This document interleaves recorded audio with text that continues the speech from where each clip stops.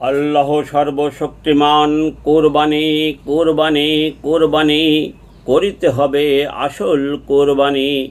গরু ছাগল পশু জবাই করিয়া আমরা কোরবানি করি, আসল কোরবানির ধারণাধারী। হিংসা অহংকার লোভ গীবত দুর্নীতি যদি ছাড়তে না পারি, হবে কি আমার কোরবানি? যত দামে পশু কিনি আলেম ডেকে জবাই করি, শুধু মানুষ বলিবে বেশি দামে দিয়েছে কুরবানি। আমাদের খারাপ কাজ কথা বাদ দিয়ে করিলে কুরবানি, সেটা হবে আসল কুরবানি।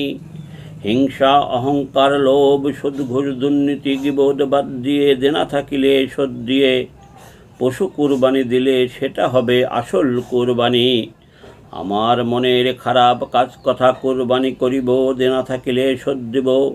সবার হক আদায় করিব, তারপরে পশু জবাই করে কোরবানি দেব, সেটা হবে কামিয়াব কোরবানি। আমরা যারা গরিব মধ্যবিত্ত কর্মী দুর্দিনে ছিলাম দলের নিবেদিত প্রাণ, এখনও দলের সাথে আছি। দলের জন্য অনেক কিছু করিয়াছি কোরবানি। এখন কেহ পাগল কেহ পচা কেহ দাগি, আমরা অন্যায়ের কাছে মাথা নত করি না। সত্য যা জানি শুনি দেখি তাই বলি, তাই অনেকের কাছে আমরা বিরাট অপরাধী।